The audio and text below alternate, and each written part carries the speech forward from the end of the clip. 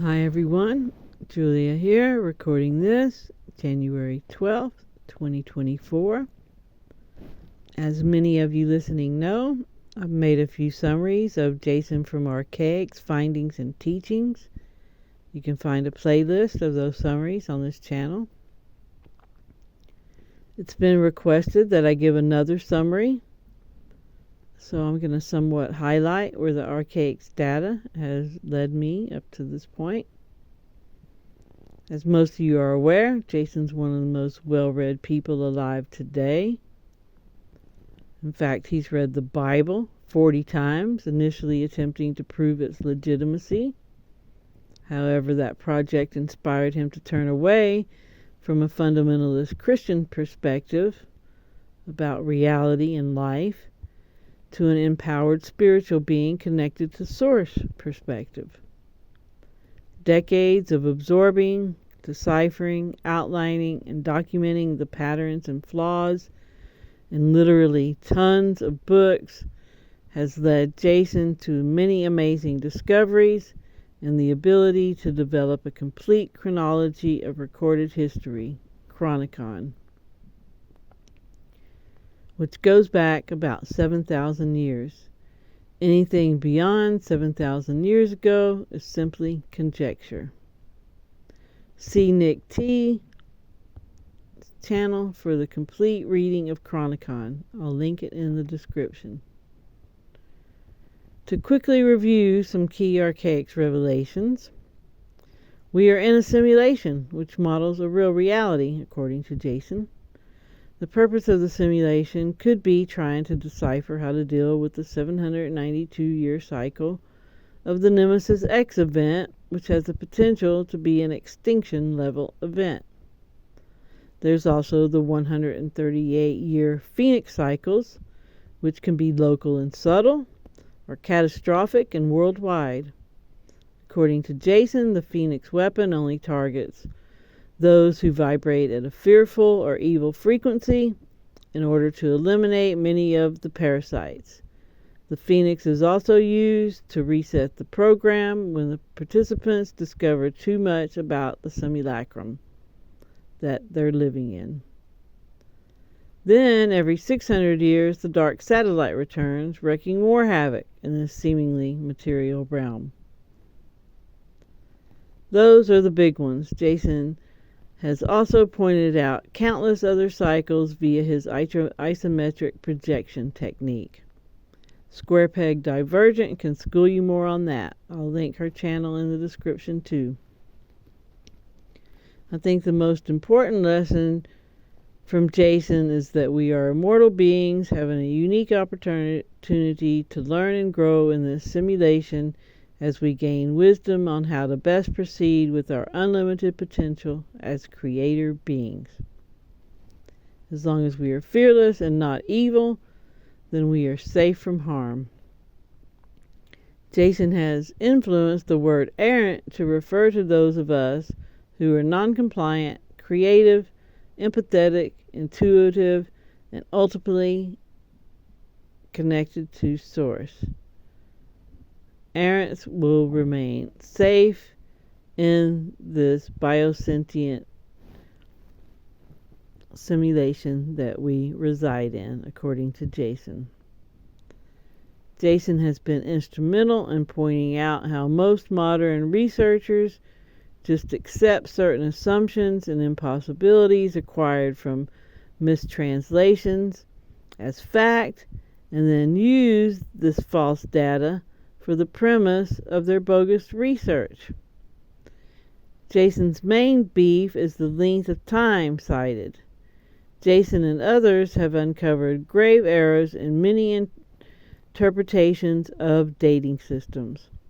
Again, Jason illustrates that we can only know human history for about a 7,000 year period.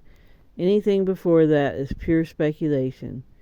He points out many other sloppy research tactics and errors with promises of exposing more in some of his upcoming videos. Jason has divulged how many books, like the Emerald Tablets, were merely compiled selections of various scattered around the world cuneiform writings. Jason believes that a benevolent oversoul is ultimately in charge and that no one can really be harmed in this biosentient containment field. Aliens and UFOs or UAPs are all from within the containment field, according to Jason, many emerging from underground when witnessed here. There are extreme amounts of real estate and civilizations underground. There's very little going on here on the surface comparatively. I'll link Jason's video where he's concluded that the first of the 7 seals as outlined in the book of Revelations was broken with a 2020 pandemic, and that the 6th seal will be broken in 2040, and that's when things will really amp up. Jason has deduced via isometric projections that each of the breakings of the 7 seals will be 4 years apart. Indications that the 2nd seal has broken will be the 2024 election results in the U.S., along with heightened violence between Christianity and Islam, mostly occurring as isolated happenings. 4 years later, in 2028, evidence of the 3rd seal being broken will be observed in that 25% of the world population will be in total desolation. There will be an immense divide between those that have resources and the extreme poor. In 2032, evidence of the breaking of the 4th seal will be a continuation of the violence, extreme poverty, and mass devastation caused by the evil pharmaceutical industry. This is the final opportunity for people to change their evil ways before Judgment Day. There are no more reincarnations offered to any souls. No new souls will enter this construct after 2032, according to Jason.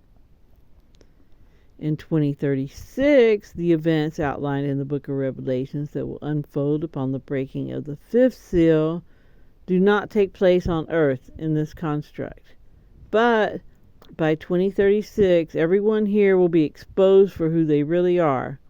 God will recognize his own and prepare for Armageddon. In 2040, the breaking of the 6th seal corresponds to the final Phoenix event in this cycle. There will be a complete infrastructure collapse due to a pole shift. We will witness the return of a vapor canopy. According to Jason, by 2040, it'll be too late to wake up, too late to repent.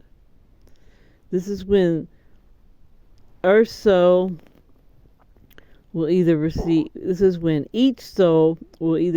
the mark of the beast or a new body. Although in 2046, with the advent of the Nemesis X event, which does affect the construct here, the event as outlined in the book of Revelation corresponding to the breaking of the 7th seal will mostly play out in heaven. The chosen few will remain in the construct, empowering their brothers and sisters still in the simulacrum, which is about to reset to day 1 as outlined in the book of Genesis. It isn't clear to me what happens between 2046 and 2078 when the simulation officially ends. But again, if you're here and you're an errant and you remain fearless, you'll be all right. Jason teaches that upon exiting this simulation, errants will go on to different tasks as immortal beings, and those who didn't wake up will stay in this realm, starting over, refurbishing the earth, and being enlisted to reincarnate over and over again until the end of the new simulation. Although Jason is 100% opposed to the soul trap notion being shared a lot on social media recently, he has expressed that he's ready to move on from this realm. Jason always conveys that each of us agreed to come here to develop our immortal personalities. Jason Jason recently shared the results of an AI experiment that he conducted to prove that AIX is in charge of this realm, with shocking results that totally fit in with the narrative of the day. And I will also link that video in the description. So I agree that we're here to grow and evolve our immortal souls, whatever this place is, however it was formed. It's the site of a battle between good and evil, and energies are amping up on both sides. Each of us just needs to become fearless and remain steadfast in our moral obligations. If we all just become the best we can, then we can ride through these exciting times with a sense of wonder and adventure. I can really feel it, and you can probably feel it too. Thank you for listening. I hope you have a great morning, afternoon, or evening wherever you are. Remember to stay focused on what you want and help others if you can. Ciao, ciao.